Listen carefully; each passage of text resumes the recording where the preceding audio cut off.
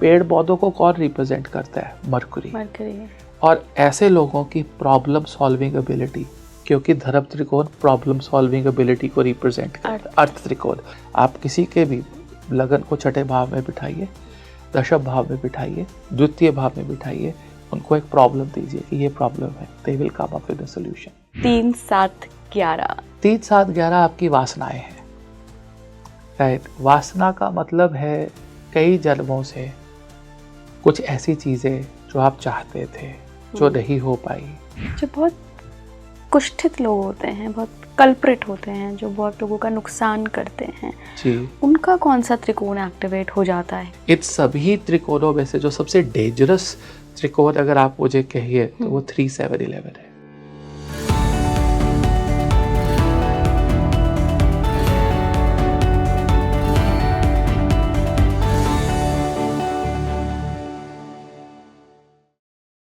नमस्कार भारत, आप देख रहे हैं स्पीकिंग ट्री। मैं हूं आपके साथ इला गोस्वामी। कुंडली में 4 त्रिकोण होते हैं, धर्म, अर्थ, काम, मोक्ष। क्या आप जानना चाहेंगे कि आपकी कुंडली क्या बता रही है इन त्रिकोण को लेकर? कैसे हम डिकोड करेंगे कि आपकी लाइफ किस क्षेत्र की तरफ आगे बढ़ रही है, किस दिशा की तरफ आगे बढ़ रही है? हो सकता है आपकी सोल ने चूज़ किया हो लिबरेशन, सारे कर्मों से मुक्ति, लेकिन आप तो काम में और अर्थ में लगे हुए हैं। तो क्या दिशा और दशा हमारी कुंडली से पहचानी जा सकती है? देखिए, मैं हमेशा एक डिस्क्लेमर दूंगी कि कुंडली आपको सिर्फ एक दिशा बता सकती है, दशा बता सकती है, लेकिन बाकी सब कुछ आपके हाथ में है। तो आज हमने इन चारों त्रिकोण को डिस्कस किया है। इसमें अगर बेनिफिक ग्रह हों तो क्या मतलब हो सकता है, मोटा मोटा मेलेफिक हूँ तो क्या मतलब हो सकता है। तो आप अपनी कुंडली खोल सकते हैं और देख सकते हैं। सर ने, जो हमारे आज के मेहमान हैं, उन्होंने बड़ा अच्छा फॉर्मूला भी बताया कि आप मोटे मोटे तौर पे तो अपनी कुंडली को डिकोड कर सकते हैं इन त्रिकोण के हिसाब से। मैं बहुत बहुत स्वागत करना चाहूँगी मेरे आज के मेहमान का, जिनसे आप कई मरतबा स्पीकिंग ट्री पर मिल चुके हैं। उनके पॉडकास्ट को बहुत पसंद करते हैं आप। मैं बात कर रही हूँ renowned astrologer and guru Navneet Chitkara sir की। सर, बहुत बहुत स्वागत है आपका एक बार फिर स्पीकिंग ट्री पर। Thank you. हरे कृष्णा। हरे कृष्णा। आज एस्ट्रोलॉजी का एक बहुत इम्पॉर्टेंट सब्जेक्ट लेकर आई हूँ मैं, जो हमारे 4 त्रिकोण होते हैं, धर्म, अर्थ, काम, मोक्ष। इन 4 त्रिकोणों के बारे में मैं जानना चाहूँगी कि ये अगर 4 त्रिकोण दिए गए हैं हमारी कुंडली में, तो ये क्या बताते हैं? क्या इनका कोई इफेक्ट पड़ता भी है हमारे लाइफ पे? इनमें बैठे, इन त्रिकोण में बैठे ग्रह क्या बताते हैं? सर, आज इसको डिस्कस करेंगे। बिल्कुल। सबसे पहले मैं अपनी ऑडियंस के लिए जानना चाहूँगी सर कि ये 4 त्रिकोण कौन से हाउसेस होते हैं बारी बारी से? जी जी जी, देखिए, सबसे पहले तो धर्म, अर्थ, काम और मोक्ष, ये आपके जीवन की 4 प्राइमरी डायरेक्शंस हैं जी, right. North, south, west, east. इंसान अपने जीवन में जब भी किसी डायरेक्शन में जाएगा, उसके पीछे उसका एक स्पेसिफिक पर्पस होगा। आप हमेशा चाहेंगे कि आपके बच्चे जो है वो एक धर्म पे चले। धर्म का मतलब किसी जाति से नहीं है, धर्म का मतलब प्रोटोकॉल से है, रिस्पेक्ट से है, जो चीज़ें आप अपने जीवन में अपनाते हैं। फिर आप चाहेंगे कि आपके बच्चे अच्छा कमाएं, अच्छे जीवन में सुखी जीवन अपना बिताएं। फिर आप चाहेंगे कि उनकी शादियां हो, उनका कुल आगे बढ़े, और आप एंड में ये भी चाहेंगे कि अगर इनको मोक्ष मिल सके इस जीवन के अंदर, और वो सब दुखों से एकदम रिलीज हो जाए, मुक्त हो जाए, तो बहुत अच्छा होगा, कभी किसी को दुख ना आए। ये जो जीवन की 4 डायरेक्शंस हैं, यही धर्म, अर्थ, काम, मोक्ष है। और जब आप एक नक्षत्र को देखते हैं जी, जब हमने नक्षत्रों को अपनी कन्वीनियंस के हिसाब से इक्वल डिग्रीज में बांटा, तो उनको भी फर्दर जब डिवाइड किया, तो उनके 4 चरण या 4 पदाएं आपको मिली जीवन में। पहली पदा धर्म, दूसरी पदा अर्थ, तीसरी काम और चौथी मोक्ष की पदा। अब जीवन के अंदर आपने पूछा कि कुंडली में क्या मोमेंटम है, क्या एक्सपीरियंस है, कैसे ये सब होता है। तो बहुत सिंपल सा एक प्रिंसिपल बताता हूँ। पहले तो जो पहला भाव, पंचम भाव और नवम भाव, ये धर्म है, इसको आप धर्म त्रिकोण बोलते हैं जी। दूसरा, छठा और 10वां, ये जो ट्रायंगल है इसको या इसको जो त्रिकोण को हम अर्थ बोलते हैं। तीसरा, 7वां और 11वां, इसको हम काम त्रिकोण बोलते हैं। चौथा, 8वां और 12वां, इसको हम मोक्ष का द्वार कहते हैं। अब ये त्रिकोण है क्यों ऐसे? पहला, 5वां और 9वां धर्म क्यों है? दूसरा, छठा और 10वां ही अर्थ क्यों है? ऐसा क्यों जीवन के अंदर मिला? देखिए, इसके पीछे सबसे पहला जो लॉजिक है वो ये है कि धर्म प्योरिटी मांगता है। आप किसी भी धर्म में जाइए, आपको हाथ धोकर, पांव धोकर मंदिर में, गुरुद्वारे में, मस्जिद में, चर्च में, लोग कहते हैं नहा के जाइए, स्वच्छ अवस्था में जाइए। स्वच्छता को लाने वाला अगर कोई इस पूरे ब्रह्मांड में अगर कोई तत्व है तो वो अग्नि है। अग्नि एक गिलास है पानी का, ये अगर पानी खराब हो तो, पीना हो तो आप उसको उबाल लेंगे, इसमें सारे जर्म्स खत्म हो जाएंगे। इसको हम तप बोलते हैं, तपना। और तपने के लिए नवम भाव आपके प्रारब्ध गुरु, पंचम भाव आपका मंत्र शास्त्र और आपका लगन। लेकिन यहां पर भी अग्नि तत्व इनको कैसे मिला? वो इस प्रकार मिला कि इसके एक राशि के अंदर 3 नक्षत्र का वास होता है। 2 नक्षत्र पूरे होते हैं और एक नक्षत्र का एक चरण, 9 चरण एक राशि में होते हैं। एक चरण 3 डिग्री 20 मिनट का होता है। अब आप देखिए, जो पहला चरण है धर्म, उसको हम अग्नि चरण भी बोलते हैं, फायर, अर्थ, एयर, वाटर। तो अश्विनी नक्षत्र के 4 चरण आए, फिर भरणी नक्षत्र के 4 चरण आए और कृतिका का 1 आया। इन 9 चरणों में से 3 अग्नि के चरण थे, बाकी सबके 2-2 आए। तो एक चरण किसका ज्यादा हुआ? अग्नि का। इसीलिए मेष राशि अग्नि राशि मानी गई, क्योंकि प्रायोरिटी आ गई।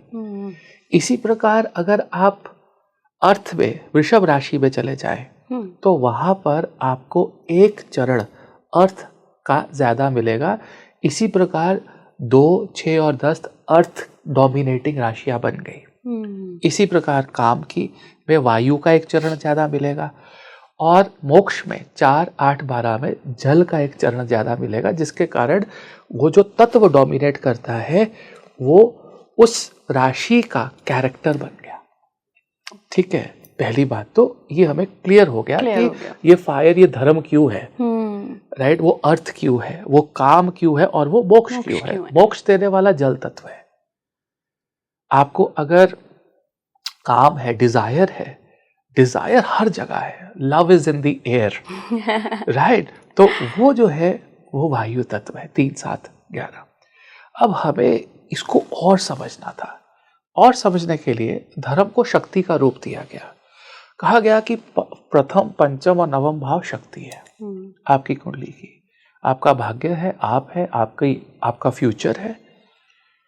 और शक्ति को जब भी देखा गया, आप शक्ति चक्र देखिए, आप कोई भी आप ऐसा यंत्र, तंत्र, मंत्र कुछ भी बना के देखिए, आप शक्ति यंत्र बना के देखिए, कुछ भी करके देखिए, उसमें शक्ति को हमेशा ट्रायंगल्स में बनाया गया होगा।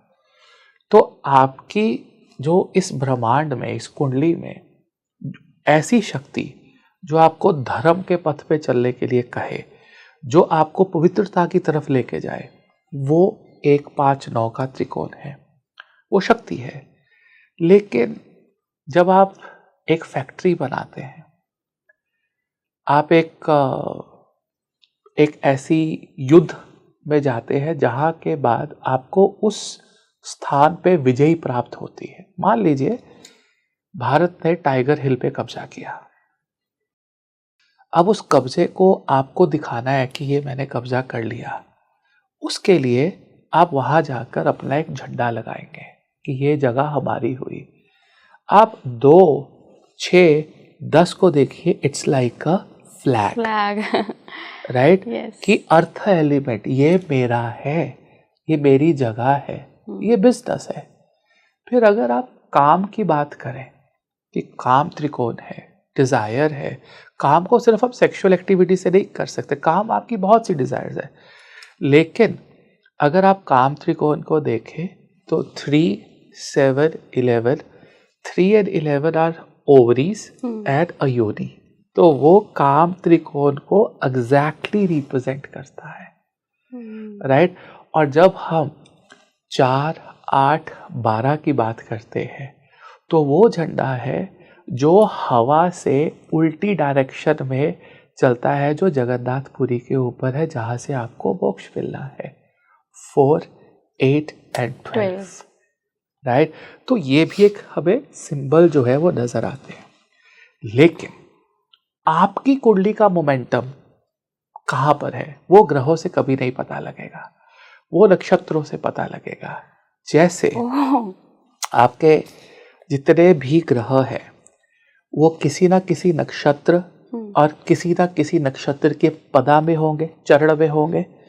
आप कुछ मत करिए, आप जब सॉफ्टवेयर अपना किसी में खोलेंगे तो वहां पर ये नक्षत्र लिखा होगा, ये ग्रह लिखा होगा, उसके सामने उसका चरण लिखा होगा। पहला चरण जो होता है वो धर्म है, दूसरा अर्थ है, तीसरा काम है और चौथा मोक्ष है। आप एक लिस्ट बनाइए कि आपके 9 ग्रहों में से कितने ग्रह धर्म चरणों में हैं, कितने काम में हैं, कितने मोक्ष में हैं। तो अगर मान लीजिए आपके 5 ग्रह अर्थ चरण में, अर्थ एलिमेंट्स में है, तो ये जीवन, ये जन्म, आपका मोमेंटम अर्थ की तरफ है। और अगर आपके मान लीजिए 5 ग्रह सारे के सारे लास्ट चौथी पदा में लिखा, चौथा चरण, चौथा चरण, चौथा चरण, चौथा चरण, हर ग्रह चौथा चरण में आ रहा है, या 3, 4, 5, तो आपको इससे पता लग जाएगा कि आपकी कुंडली का मोमेंटम, आपके ग्रहों का मोमेंटम किस तरफ है। और अगर सारे बैलेंस्ड हैं कि 3 उसमें है, 3 उसमें है, 1, 2, 2 उसमें है, या 1, 1 उसमें है, तो उसका मतलब आप अभी बैलेंस्ड है, आपके पास धर्म भी है, अर्थ भी है, काम भी है, मोक्ष भी है। और यहां से आप एक पूरी की पूरी कुंडली की थीम समझ सकते हैं, आप ब्लाइंड प्रेडिक्शन कर सकते हैं कि आपका मोमेंटम जीवन का धर्म की तरफ है। क्योंकि सारे जो ग्रह बैठे हैं, कम से कम 5, 6 सारे पहले ही चरण में है। तो पहला चरण तो धर्म का है, तो प्रोटोकॉल, डिसिप्लिन, ऑर्गेनाइज्ड जीवन को जीना। अर्थ मटेरियलिस्टिक, बिजनेस को आगे बढ़ाना। काम लॉट ऑफ डिजायर्स। और अगर मोक्ष, सरेंडर करते जाना, सब कुछ त्यागते जाना, पाना और फिर त्याग देना, पाना और फिर त्याग देना।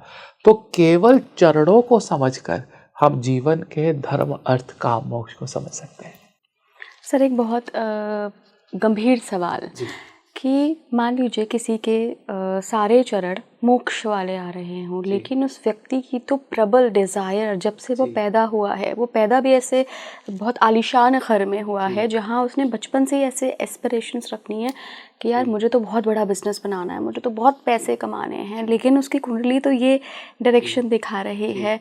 फिर कैसे वो उस डायरेक्शन में आएगा? देखिए, इवेंचुअली एक कुंडली का ना, हर एक कुंडली का एक पर्टिकुलर समय, एक पर्टिकुलर लेवल प्रारब्ध के साथ जुड़ा होता है। मान लीजिए किसी के बहुत सारे जो ग्रह है वो मोक्ष चरण में है, इसका मतलब ये है कि उसने अपनी कई डिजायर को फुलफिल किया है, अच्छे कर्म किए हैं। अब इस जीवन में आपने देखा होगा कुछ लोग कोई अच्छे कर्म नहीं करते लेकिन फिर भी बहुत अच्छा जीवन बिता रहे हैं, वो उनका प्रारब्ध है। जिस दिन प्रारब्ध के अच्छे कर्म खत्म हुए, आज आप 25 साल तक, 30 साल तक जिंदगी बहुत अच्छी जीते रहे, आपका बहुत अच्छा प्रारब्ध था। जिस दिन पुण्य कर्म खत्म हुए, आपको फोर्सफुली चीजों को त्यागने के लिए कहा जाएगा। अब मेरे पास एक एग्जाम्पल है, हमारे पंजाब में एक डॉक्टर हैं, उनके बहुत मेहनत उन्होंने की, बहुत बड़ा हॉस्पिटल, सब कुछ उन्होंने बनाया, और इवेंचुअली उनको एक दिन पैरालिसिस हो गया, राइट। अब आगे वो वन मैन शो की तरह थे, इंडिविजुअली काम कर रहे थे। आज की डेट में उनका बेटा एक नॉर्मल बीएससी करके किसी थर्ड हॉस्पिटल में लैब असिस्टेंट है। आप सोचिए कि आपके ग्रह, क्योंकि दशा से बलवान कोई चीज नहीं है। कभी कभी मोक्ष चरण के अंदर जो ग्रह है ना, वो पहले आपको कुछ देते हैं और फिर आपसे ले लेते हैं, आपको रियलाइज करवाने के लिए। और कभी भी एक प्रिंसिपल पे आप कुंडली को नहीं देख सकते। बिल्कुल, आपको कुंडली को इन टोटैलिटी चेक करना पड़ता है। अगर आप मेरी स्टेटमेंट सुने, मैंने ये कहा कुंडली का मोमेंटम मतलब झुकाव जो है वो मोक्ष की तरफ होगा, चीजों को त्यागने की तरफ होगा। और कभी कभी जब आप बहुत सक्षम घर में पैदा होते हैं ना, तो आप क्या करते हैं, आपने गाड़ी ली, साल बाद त्याग दी, नहीं बस अब मुझे, और फिर वो लिया, वो त्याग दिया। तो जब पेट पूरा भर जाता है तो आप देखेंगे कई अमीर लोग ऐसे हैं, मेरे पास कई एग्जाम्पल्स हैं जिन्होंने इतना पैसा कमाया और इवेंचुअली सब कुछ त्याग दिया, कर दिया। तो इवेंचुअली व्हाट मैटर्स इज कि आपके जीवन में एक एंड रिजल्ट क्या निकला। इतना भोग, इतना कुछ अपने जीवन में आने के बाद eventually you have just given up everything. I think आपको रतन टाटा जी की कुंडली को स्टडी करना चाहिए इस पे। सर, इन चारों त्रिकोण्स को अगर मैं समझना चाहूँ तो पहले त्रिकोण जो धर्म होता है उसमें हमारा लग्न ही आ गया, पांचवा जो हमारे पूर्व पुण्य होते हैं, नवा जो हमारा धर्म, पिता का स्थान, गुरु का स्थान होता है। यहाँ पे ग्रहों का कोई क्या मैटर नहीं करता है? बिल्कुल मैटर करता है। देखिए, अगर धर्म त्रिकोण के ग्रह आपके कुंडली में बैठे हैं, मान लीजिए शनि लगन में बैठे हैं या पंचम में बैठे हैं, नवम में बैठे हैं, धर्म है, धर्म डिसिप्लिन है। जैसे ही वो दशा आएगी आप बहुत ज़्यादा डिसिप्लिन हो जाएंगे अपने जीवन में, आप बहुत ज़्यादा प्योरिटी की तरफ भागेंगे, आपको इज्जत, सम्मान, उसकी वैल्यू दिखनी शुरू हो जाएगी। मुझे इज्जत चाहिए, मुझे सम्मान चाहिए, और उस इज्जत और सम्मान को पाने के लिए मुझे जो करना है मैं करूँगा। और अगर वो शनि वेल प्लेस्ड नहीं है, मान लीजिए वो मित्र राशि में नहीं है या मेष लगन की कुंडली है, शनि डिप्लीटेटेड नीच के हो गए लगन में जाके, तो आपकी इज्जत की हानि होगी, राइट। आपकी समाज में प्रतिष्ठा कम होगी, आपको दुख की अनुभूति होगी। लेकिन आप डिसिप्लिन से, हार्ड वर्क से, धर्म के पथ पे चल के उन ग्रहों से रिजल्ट्स ले सकते हैं। कुंडली आपको कभी ये नहीं बोलेगी कि आप जो है आपके साथ अच्छा होने लग जाएगा। आपको अपने कर्मों से चीज़ों को अच्छा बनाना पड़ता है, अपने ग्रहों की पोजीशंस को देखकर, राइट। अगर कोई धर्म त्रिकोण में ग्रह आ गए, उनकी महादशा चलने लगी, तो आप ये देखिए इमीडिएटली अगर कोई अच्छा ज्योतिषी गुरु होगा, वो आपको पहली सजेशन ये देगा कि आप हमेशा किसी को इज्जत से बुलाएं, इज्जत से बात करें, कोई ऐसा कार्य ना करें जिससे आपकी इज्जत की भी हानि होती हो, और डिसिप्लिन लेकर आए अपने जीवन में। जिसका लगन लॉर्ड 5th हाउस में है या 9th हाउस में है, उसकी धर्म, प्रोटोकॉल और डिसिप्लिन के बिना कोई जीवन नहीं है। वो सारी जिंदगी उनकी सफरिंग रहेगी। आप आर्मी ऑफिसर्स देखिए, उनकी कुंडलियों के अंदर उनका लगन लॉर्ड, उनका सैटर्न, उनके कर्म का स्वामी, दशम 11वें का स्वामी, वो त्रिकोण में होगा, 1st house, 5th house, 9th house, क्योंकि उनका जीवन ही डिसिप्लिन है, ऑर्गेनाइज्ड है, इज्जत देना और इज्जत लेना। You know, that's something very very important. तो धर्म में जो ग्रह आते हैं वो आपको एक मैसेज दे रहे हैं कि आपको जीवन जो है वो डिसिप्लिन के साथ, तप के, राइट। और धर्म का मतलब ये नहीं कि हिंदू, मुस्लिम, सिख, ईसाई, नो। धर्म, और अगर इन धर्मों को भी ले लिया जाए तो एक धर्म के अंदर होता क्या है, सेट ऑफ प्रोटोकॉल्स जो आपको फॉलो करने हैं, रूल्स जो आपको फॉलो करने हैं। लेकिन जीवन का सबसे बड़ा रूल क्या है, डिसिप्लिन। वो हर धर्म में होता है। तो I think dharma trikona is all about discipline and purity. Sir, अगर इस धर्म त्रिकोण में राहु आ जाए जी, और अपनी पसंद की राशि में भी बैठा हुआ है तो पूरा अपने हिसाब से जी, काम करेगा, तो जी। राहु जैसा ग्रह धर्म त्रिकोण में कैसा फल देता है? 100% डिसिप्लिन देगा। राहु। राहु 100% डिसिप्लिन देगा। मेरे पास एक ऐसी कुंडली आई जिसपे नवम भाव में राहु वर्गो कन्या राशि में विराजमान थे। तो अब नवम भाव में राहु बैठेंगे तो लोग बोलेंगे जी आप तो पूजा पाठ ही नहीं करते होगे या करते होगे तो ढोंगी ढोंगी होगे। लेकिन वो जो लड़की थी she was such a devotee कि वो एकदम डिसिप्लिन के साथ सुबह ब्रह्म मुहूर्त में उठना, 4 बजे नहाना, पूजा पाठ करना, अपनी 16 मालाएं करनी, वैष्णव थी। और कृष्ण भगवान की डिवोटी, लहसुन प्याज नहीं खाना, ज्योतिष को पढ़ना, शाम को संध्या वंदन करना, that's Rahu in the 9th house, right. But वो क्या था, अपने मूल त्रिकोण साइन में था, पावरफुल था, राइट। यही राहु किसी और साइन के अंदर होता तो उसके मायने बदल जाते, वो धर्म के अगेंस्ट जाने लगता, it would have gone against धर्म।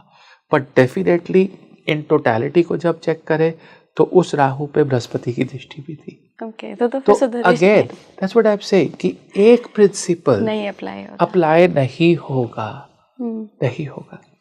अर्थ के बारे में थोड़ा सा डिस्कस करते हैं सर। 2, 6, 10।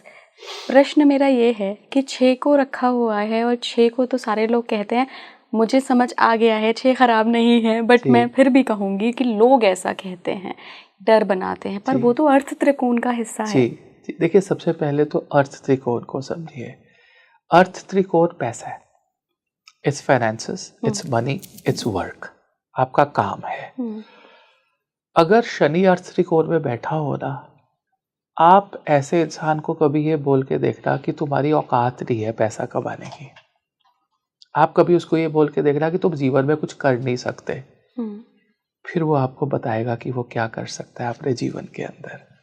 देखिए अर्थ त्रिकोण एक ऐसा त्रिकोण है जो आपको अपने आप को पूरी दुनिया के लिए काम करने के लिए मजबूर कर देता है कि मुझे, अगर मान लीजिए किसी का लगन लॉर्ड छठे भाव में बैठा है, ऐसा इंसान बिना एक्सपेक्टेशंस के पूरी दुनिया के लिए काम करता है कि उसको क्या। और जब आप अपने जीवन में बिना एक्सपेक्टेशंस के काम करते हैं ना, वहां पर आपको रियल सक्सेस मिलती है। जब आपकी एक्सपेक्टेशन पैसा कमाना है और आप एक प्रोडक्ट लॉन्च कर रहे हैं पैसा कमाने के लिए, आपका वो प्रोडक्ट कभी भी सक्सेसफुल नहीं हो सकता। आपका प्रोडक्ट तब सक्सेसफुल होता है जब आप एक प्रोडक्ट को प्रोडक्ट के लिए लॉन्च करते हैं, और पैसा जो है वो एक बाय प्रोडक्ट है। तो वो जो भाव है वो छठा भाव है कि आपको दुनिया के लिए काम करना है, और दुनिया में आपको दुश्मन मिलेंगे, आपको शोक मिलेगा, रोग मिलेगा, लेकिन आप काम कर रहे हैं। जिसके प्रोमिनेंट ग्रह छठे भाव में होते हैं उन्होंने अपनी जिंदगी 0 से स्टार्ट की होती है, without help, self independent people. मैं करूंगा 10th Lord in the 6th house, I will work hard, right. 9th Lord in the 6th house, वो बोलेंगे ठीक है, भाग्य की तरफ देखेंगे कि मेरी मदद करो, लेकिन वो बोले कि मैं मेहनत भी कर रहा हूँ। Extremely hard working people have planets in the 2nd, 6th and the 10th house, जो कि अपने हार्डवर्क, चैलेंजेस, और उनका चैलेंज, उनका लड़ाई किसी के साथ नहीं है, उनकी लड़ाई अपने साथ है। सेल्फ चैलेंजिंग पीपल, उनके प्रोमिनेंट प्लैनेट्स 2, 6 और 10 में होंगे। यही आपका अर्थ त्रिकोण है, राइट, फिक्स्ड। अब अर्थ का मतलब धरती, धरती पे पेड़ पौधे सारे फिक्स्ड है। पेड़ पौधों को कौन रिप्रेजेंट करता है? मरकरी। और ऐसे लोगों की प्रॉब्लम सॉल्विंग एबिलिटी, क्योंकि धर्म त्रिकोण प्रॉब्लम सॉल्विंग एबिलिटी को रिप्रेजेंट करता है, अर्थ त्रिकोण प्रॉब्लम सॉल्विंग एबिलिटी को रिप्रेजेंट करता है। आप किसी के भी लगन को छठे भाव में बिठाइए, दशम भाव में बिठाइए, द्वितीय भाव में बिठाइए, उनको एक प्रॉब्लम दीजिए कि ये प्रॉब्लम है, they will come up with a solution. चाहे उसमें प्रोटोकॉल्स है, चाहे उसमें एथिक्स है, धर्म है, नहीं है, but they will come out with a solution कि ये इस तरह से सॉल्व होगा, राइट। अब आप एक मेरे पास चार्ट आया पीछे, और ये बहुत बड़े डॉक्टर है, और उनका बृहस्पति जो है बेश लगन है, और बृहस्पति दशम भाव में बैठा है। दशम भाव मकर राशि, नीच के बृहस्पति हो गए वहां पर। वो कभी कोई प्रोटोकॉल फॉलो नहीं करेंगे कि मुझे ये स्टेप है। वो सीधा ऑपरेशन थिएटर पे जाएंगे, बहुत बड़े सर्जन हैं, उनको पता है कि इस इंसान को सरवाइव कैसे करवाना है, और वो लिवर ट्रांसप्लांट करवाते हैं। और लिवर ट्रांसप्लांट एक ऐसा सर्जरी रहती है जिसमें 2 दिन 1.5 दिन लंबी सर्जरी चलती है, क्योंकि डोनर भी होता है, बहुत लंबा प्रोसेस। वो एक मृत इंसान को जिंदा कर देते हैं। बिल्कुल राइट। अब ऐसे लोगों में कई जगह पे वो शायद एथिक्स या प्रोटोकॉल्स फॉलो ना करते हो कि यार ये मतलब उसको जान बचानी है, बचाओ, फॉरगेट अबाउट कि आपको डिनर करना है, आपको लंच करना है, मुझे एक वॉशरूम ब्रेक पे जाना है। हो सकता है उनका स्टाफ 12-12 घंटे वो ऐसा खड़ा, वो कह रहे हैं कि ये पागल है, ये मतलब ठीक है इसका ना रिप्लेसमेंट है, कुछ है, वो करे, अभी करो, नो एथिक्स, नो प्रोटोकॉल्स, इसको बचाओ, इसको बचाना है। एक जुनून, एक पागलपन, ये 2, 6, 10 को रिप्रेजेंट करता है। राइट कि my things are to a level कि मुझे ये अचीव करना है, हर हालत में करना है। और ऐसे लोगों को अगर आप आउट ऑफ कंट्रोल नहीं देखना चाहते, उनको आप चैलेंज मत करिए। अगर आप उनको चैलेंज करोगे, दे विल गो टू, अब 2, 6, 10 आउट ऑफ कंट्रोल जो है एक त्रिकोण है जो कंट्रोल में नहीं आएगा। ग्रेट सर, मेरे को तो लग रहा था और सुनती जाऊँ मैं अर्थ त्रिकोण के बारे में, पर काम की बारी आ गई है। 3, 7, 11। 3, 7, 11 आपकी वासनाएं हैं। राइट। वासना का मतलब है कई जन्मों से कुछ ऐसी चीजें जो आप चाहते थे जो नहीं हो पाई, आपकी ऐसी डिजायर्स, और वो डिजायर्स एक चॉकलेट खाने की भी डिजायर हो सकती है, एक लद्दाख में बैठ के मैगी खाने की भी डिजायर हो सकती है, बहुत छोटी छोटी डिजायर्स, और वो बड़ी डिजायर्स भी हो सकती है। हमारे जीवन में जैसे ही हम 12-15 साल से ऊपर बढ़ते हैं, जो बिगेस्ट डिजायर 99% चीजों को डोमिनेट करती है वो काम है। Right, sexual desires. इसीलिए काम त्रिकोण को सेक्सुअलिटी के साथ जोड़ दिया गया, लेकिन काम त्रिकोण आपकी हर तरह की डिजायर है, चाहे वो जीवन में सक्सेसफुल होने की, अच्छा कम्युनिकेट करने की, अपना नया स्टार्टअप लगाने की और स्टार्टअप को बहुत बड़ा बनाने की, पार्टनरशिप्स की, एसोसिएशन की, मैरिज की, समाज के लिए कुछ कर गुजरने की, क्योंकि 11वां भाव उसमें एक्टिव है। तो ये सारी जो डिजायर्स है आपकी लाइफ के अंदर, वो काम त्रिकोण के अंदर आती है। अब प्रॉब्लम कहाँ पर है? जब भी आप कुछ नया क्रिएट करना चाहते हैं, आप कुछ अपने जीवन में बड़ा करना चाहते हैं, उसके लिए आपको बहुत से थॉट्स आएंगे कि मुझे ये थॉट है, मेरा ये थॉट है। एक स्टार्टअप के लिए आपके मन में आइडियाज आएंगे, लेकिन उन आइडियाज को एक रिकॉग्निशन, एक क्रेडिट जल्दी नहीं मिलता है। इसीलिए अगर आप देखें तो जो तीसरा भाव है या जो 11वां भाव है, ये उपचय भावों में भी आते हैं। मतलब मिड लाइफ के बाद आपको कहीं ना कहीं पर राइज मिलेगा। तो ऐसे लोगों के जिनके ग्रह तीसरे, 7वें या 10वें ग्रह में है, उनकी बात लोगों को जल्दी समझ में नहीं आती। तो कहते हैं ये तो थोड़ा क्रैक है, पागल है, क्या बोल रहा है, ऐसे थोड़ा होता है लाइफ के अंदर, ये प्रैक्टिकलिटी थोड़ा है। Later on they will realize कि सच में इसके अंदर एक शक्ति थी। अगर आपने वो 3 इडियट्स देखी हो, उसमें आमिर खान का रोल देखा हो कि सब बोले मैं ऐसे पढ़ूंगा, मैं ऐसे करूंगा, बोले he is not good, he is foolish. तो वो 3, 7, 11 का त्रिकोण है, अगर आप समझिए। Means where you have desires, you are thinking for those desires, और सामने वाला उसको वैल्यू नहीं कर रहा। इसीलिए ये दुख का भाव भी है। 3rd is like death like a situation. मतलब आप मेहनत करके आप एक प्रोजेक्ट मेरे सामने लेकर आओ और मैं बोलूँ इसमें तो कुछ भी नहीं है, 0, रिजेक्टेड।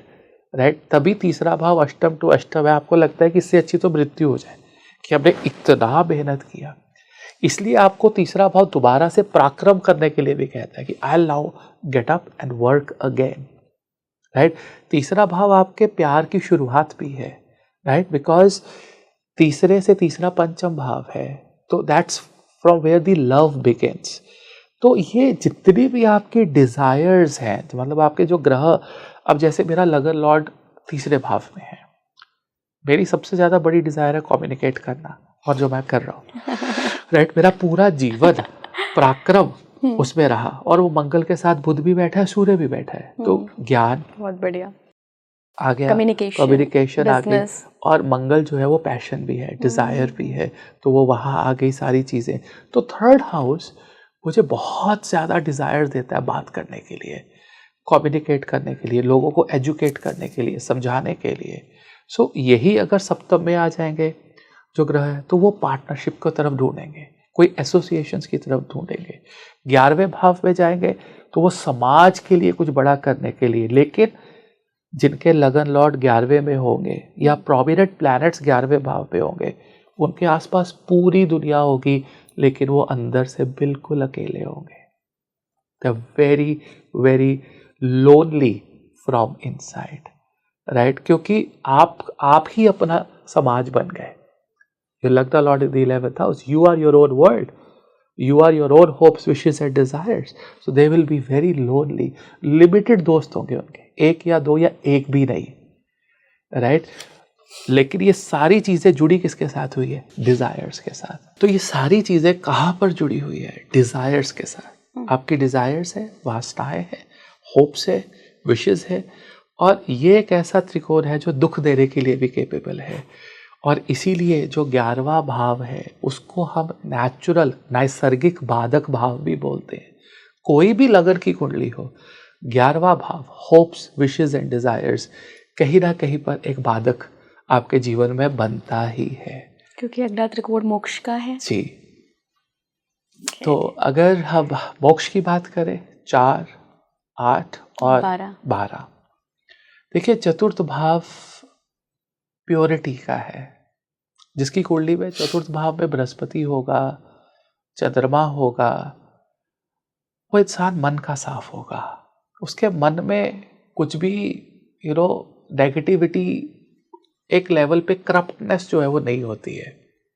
लेकिन अगर मेलेफिक्स बैठे हो तो ऐसा इंसान डायनामिक होता है, राइट। मैं ये नहीं बोलूँगा करप्ट होता है, लेकिन उसके पास एबिलिटी होती है सिचुएशंस के साथ बदलने की। वो बिल्कुल सीधा नहीं होता है। चतुर्थ भाव सीधेपन की निशानी है। अगर उसमें खाली है या उसके अंदर अच्छे ग्रह बैठे हैं, पॉजिटिव बेनिफिक ग्रह बैठे हैं, तो आप एक साधु की तरह सीधे हो सकते हैं, अगर उसके ऊपर कोई बेनिफिक दृष्टियाँ नहीं है। अब आप जब सीधे हैं तो सीधा होना, पवित्र होना आपकी पहली रिक्वायरमेंट है, अगर आप इस दुनिया से फ्री होना चाहते हैं। Because nobody will like you, आपको कोई लाइक ही नहीं करेगा, राइट। आप अकेला फील करेंगे। फिर जब आप अकेला फील करेंगे तो आप अष्टम भाव की तरफ भागेंगे। आप जानना चाहेंगे कि ये दुनिया का खेल है क्या, राइट। बाहर से तो दुनिया कुछ दिखती है, अंदर से कुछ और है। तो let me go to the 8th house, let me go within myself. मैं समाधि लगा के बैठ जाता हूँ, चाहे मेरे मेडिटेशन हो चाहे ना हो, चाहे मेरा तार जुड़े ना जुड़े, मैं बैठता हूँ 10 मिनट। वो बैठना अष्टम भाव है। और जब आप बैठे रहते हैं और बैठे रहते हैं, और एक दिन जब तार जुड़ जाता है, वो 12वां भाव है, राइट। समाधि में बैठना अष्टम, और समाधि से जुड़ना वो 12वां भाव है। जब आप सब कुछ त्यागने लगते हैं, पहले आपने मन को पवित्र किया, फिर आपने बहुत डीप चीजों को समझा, अकल्ट को समझा, शास्त्रों को समझा, सब समझकर एंड में ये लगा कि मुझे कुछ भी नहीं चाहिए, मुझे समाधि चाहिए, मुझे कोई ज्ञान नहीं चाहिए, कोई ज्योतिष नहीं चाहिए, कोई कुछ भी नहीं चाहिए। Then you go to the 12th house when everything is 0-0. आपको मोक्ष भी नहीं चाहिए, आपको मोक्ष का भी ज्ञान नहीं है। That is the 12th house. जब आपको कुछ भी नहीं चाहिए। कभी कभी आप इतने दुखी होते हैं, आपसे माँ बाप पूछते हैं, हस्बैंड पूछते हैं, पत्नी पूछते हैं, बच्चे की आपको क्या चाहिए, और आपका जवाब होता है कुछ नहीं चाहिए। आज इस समय 1 घंटे के लिए कुछ नहीं चाहिए। That is 12th house. और इन सभी जो मोक्ष त्रिकोण है, इनमें जो सेंटर पार्ट है, चाहे वो कर्क राशि हो, चाहे वो वृश्चिक राशि हो, चाहे वो मीन राशि हो, उसको जो डोमिनेट करता है ग्रह वो शनि है, क्योंकि कर्क में भी पुष्या नक्षत्र हार्ट ऑफ कर्क में है, इधर अनुराधा हार्ट ऑफ कर्क में है, और उधर उत्तर भाद्रपदा हार्ट ऑफ कर्क में है, हार्ट ऑफ पाइसिस मीन में है, और इधर वृश्चिक के हार्ट में शनि बैठे, इधर कर्क के दिल में जो है वो शनि महाराज अपने नक्षत्र में पुष्या में जाके बैठे हैं। तो शनि इवेंचुअली आपको सबसे दूर कर देता है, सबसे परे कर देता है। इसीलिए पूरे ब्रह्मांड में अगर आप देखें तो शनि सबसे परे ग्रह है, अकेला बाउंड्री पे, उसको कोई ब्रह्मांड कुछ नहीं चाहिए, वैराग्य, और उसकी अपनी एक बाउंड्री भी है और वो उससे बाहर नहीं जाना चाहता। वैराग्य, ये है आपका मोक्ष त्रिकोण। एक बार सर आसानी से थोड़ा समझने की कोशिश करते हैं ऑडियंस के लिए। अगर धर्म त्रिकोण में आपके मेलेफिक प्लैनेट बैठे हों तब क्या असर होगा, बेनिफिक बैठे हों तब क्या होगा? देखिए, मेलेफिक और बेनिफिक, इसकी जो परिभाषा है ना वो बहुत इलेबोरेटेड परिभाषा है।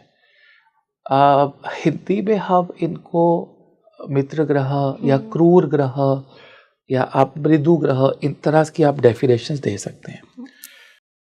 देखिए, अगर क्रूर ग्रह बैठे, मेलेफिक्स बैठे, ये आप कभी मत सोचिए कि मेलेफिक गलत रिजल्ट देते हैं। मेलेफिक ग्रह का मतलब है कि आपके जीवन का मोमेंटम जो है वो तमस और रजस की तरफ है, राइट? सिर्फ उनमें वो एलिमेंट ज्यादा होता है, तमस का एलिमेंट या किसी लेवल पे रजस। अब जैसे सूर्य है, सूर्य को अगर आप माइल्ड मेलेफिक भी इसलिए कहते हैं क्योंकि आप कहीं ना कहीं कमांड करना चाहते हैं, अथॉरिटेटिव होना चाहते हैं जीवन में, तो वो भी एक तरह से रजस है। तो जब सात्विक ग्रह बैठेंगे, प्योर बेनिफिक, बृहस्पति है, चंद्र है, ये सब प्योर बेनिफिक ग्रह माने जाते हैं, तो आपके जीवन का जो मोमेंटम है वो सात्विकता की तरफ है, प्योरिटी की तरफ है। और जैसे जैसे ग्रह, चाहे वो फंक्शनल मेलेफिक कोई भी हो सकता है, राइट, इवन बृहस्पति भी फंक्शनल मेलेफिक हो सकता है लगन के हिसाब से, तो वो कहीं ना कहीं पर आपको नेगेटिव रिजल्ट या रजस या तमस की तरफ धकेलेंगे। लेकिन अगर कोई नेचुरली बेनिफिक है और वो फंक्शनल बेनिफिक भी है, तो वो ग्रह आपको सत्व की तरफ ले जाने के लिए कैपेबल है। कई लोगों को सर अनुभव होते हैं और उनके जन्म पत्रिका में भी उनको दिखते हैं संकेत कि उनकी आत्मा बहुत सालों से सफ़र कर रही है, सोल जर्नी बहुत लंबी है, बहुत ओल्ड सोल है, और इस जीवन में कोशिश रहेगी कि भाई इस आत्मा को अब मुक्ति की तरफ जाना है। कुछ प्लैनेट्स होते हैं जो पर्टिकुलर त्रिकोण्स में बैठे होते हैं, कौन से वो प्लैनेट हैं और कौन सा त्रिकोण होता है जो इसकी तरफ इशारा करता है? देखिए, हम केतु को बहुत ज़्यादा इम्पोर्टेंस देते हैं इसके लिए, क्योंकि केतु एक ऐसा ग्रह है जो छोटी छोटी चीज़ों को आपको छोड़ने के लिए बोलता है। टेक्निकली सभी ग्रह आपको चीज़ों को छोड़ने के लिए बोलते हैं, लेकिन उनके कम्युनिकेट करने का तरीका डिफरेंट है, राइट? राहु आपको एक्सट्रीम लेवल पे लेके जाके फिर आपको रियलाइजेशन करवाता है कि छोड़ो, नहीं चाहिए। शनि आपको डिसिप्लिन के साथ, बेइज्जती के साथ, दुख के साथ आपको शनि रियलाइज करवाता है। बृहस्पति आपको नॉलेज के साथ, परम ज्ञान के साथ रियलाइज करवाता है। सूर्य ज्ञान के साथ रियलाइज करवाता है। चंद्रमा भक्ति के साथ रियलाइज करवाता है। बुध नाम जप से रियलाइज करवाता है। शुक्र डिवोशन के साथ रियलाइज करवाता है। तो ये सभी ग्रह किसी न किसी तरह अपनी रियलाइजेशन आपको करवाते हैं। अब किसी एक ग्रह को कहना या एक ग्रह की पोजीशन को कहना, ये एक हेल्दी स्टेटमेंट नहीं। वेल, 12th हाउस के केतु को जो बोलते हैं मोक्ष कारक, आई थिंक आपको चार्ट को टोटलिटी में चेक करना चाहिए।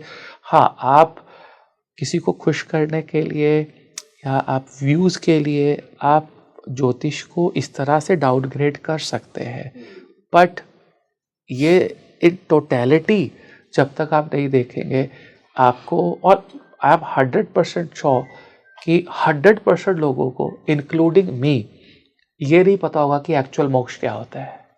किसी ने देखा कहाँ है? इट्स सब सुनी सुनाई पढ़ी पढ़ाई बातें कर रहे हैं। बात ये है कि छोटी छोटी चीज़ों को छोड़ा जाए और जीवन को आगे बढ़ाया जाए। सर, क्या हम अपनी डिज़ायर या अपने गोल के हिसाब से किसी त्रिकोण को एक्टिवेट भी कर सकते हैं? देखिए, एक्टिवेट करना या डीएक्टिवेट करना केवल गुरु के हाथ में है। अगर आपके जीवन में कोई ऐसे ब्रह्म ज्ञानी गुरु आपको जीवन में मिल जाए और आप उनको अपनी डिज़ायर बता दो कि गुरुदेव मैं एक अच्छी पत्नी चाहता हूँ, एक अच्छा पति चाहता हूँ, रिलेशनशिप चाहता हूँ, या मैं बहुत धन चाहता हूँ, बिजनेस बहुत आगे लेके जाना चाहता हूँ, या आप कहो कि मुझे मोक्ष चाहिए, या मुझे मंत्र दे दो, मुझे अपने आप को प्योर करना है। ऐसी सर्कमस्टांसेस, ऐसी इच्छाओं को एक्टिवेट करना, ये बियॉन्ड हॉरोस्कोप है, right. I mean human form में आप किसी त्रिकोण को एक्टिवेट नहीं कर सकते, टू बी वेरी ऑनेस्ट।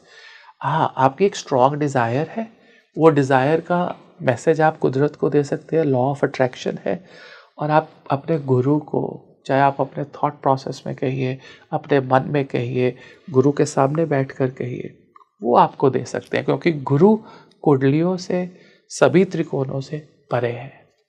ऐसा भी कभी हो सकता है क्या कि कोई महादशा आई और उसकी वजह से इनमें से कोई त्रिकोण एक्टिवेट हो और वैसे व्यवहार करते? बिल्कुल, क्योंकि अगर मान लीजिए आपके कोई ऐसा ग्रह है जिसकी 159 में वो बैठा है, उसकी दशा चली, तो आपका धर्म की तरफ ध्यान 100% जाएगा।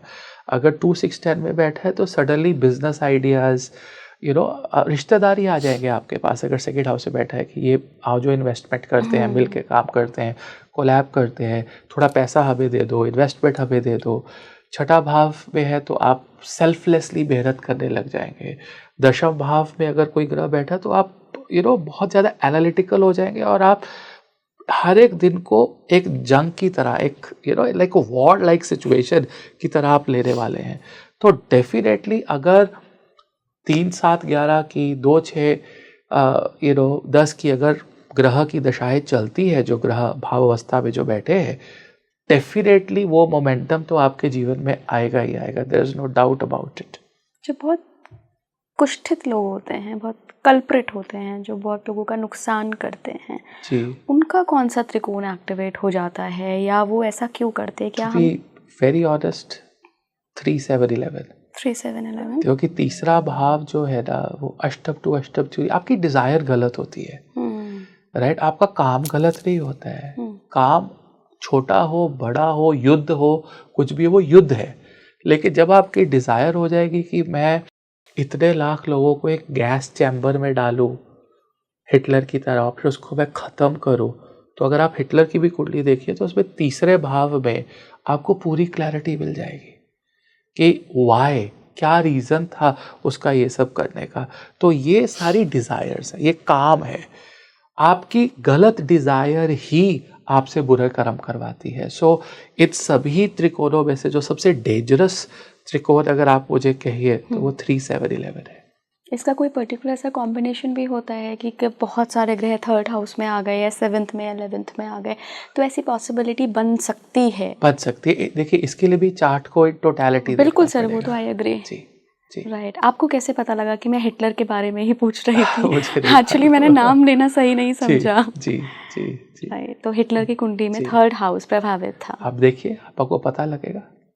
आखिर में सर, अगर कोई चीज़ मुझसे रह गई है जो इन चारों त्रिकोण के बारे में आप चाहते हैं कि आप दर्शकों के साथ शेयर करें? हाँ, एक चीज़ मैं आपको बताना चाहूँगा कि अगर आपके प्रोमिनेंट ग्रह मोक्ष त्रिकोण में है, 4, 8, 12 में, लगन लॉर्ड है, शनि है, केतु है, आप इमोशनली दुख सहने के लिए तैयार रहिए इस जन्म में।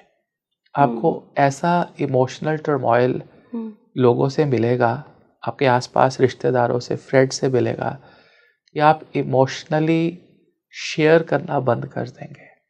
आप इमोशनली इतने स्ट्रॉन्ग और इम्यून हो जाएंगे कि इमोशंस का एक लेवल पे जाकर बहुत बैलेंस्ड सा फ्लेवर आपके जीवन में आएगा, और वो तभी आएगा जब आपने बहुत दुख सहा है। तो मैंने चौथे, 8वें और 12वें ग्रह अगर भाव में अगर ग्रह बैठे, उनकी दशा चलती हुई देखा है, तो मैंने लोगों के जीवन में बहुत इमोशनल टर्मोइल देखा है, बहुत ज़्यादा। But I think everything happens for a reason, और वो भी एक पॉजिटिव ही रीज़न होता है। बिल्कुल सर, बहुत बहुत धन्यवाद सर जुड़ने के लिए। आज चारों त्रिकोण को इतने अच्छे से हमने समझा। देखिए, आपसे आखिर में मैं बस एक ही बात कहना चाहूँगी, आप इसको एक डिस्क्लेमर भी समझ लीजिएगा कि हमने जो भी डिस्कशन किया है वो बहुत मोटे मोटे तौर पे आपका इंटरेस्ट जगाने के लिए जी, किया है कि जी। क्या होते हैं आखिर ये त्रिकोण। कोई भी सूत्र अपनी कुंडली पर अप्लाई करने के बाद निराश मत होइएगा, बहुत ज़्यादा ओवर एक्साइटेड मत होइएगा कि मैं तो राजयोग लेकर आया हूँ, या मुझे तो मोक्ष मिलने वाला है, या तो मेरे तो लाइफ में बहुत ही दुख हैं। हमारे कर्म हमेशा और ईश्वरीय कृपा हमेशा हर चीज़ बदलने में सक्षम है, ये विश्वास रखिए और बस अपने जीवन धर्म के अनुसार जिए, कर्म अच्छे करिए, सब कुछ बढ़िया रहेगा, महादेव की कृपा मिलेगी। जुड़े रहिए स्पीकिंग ट्री के साथ। नमस्कार।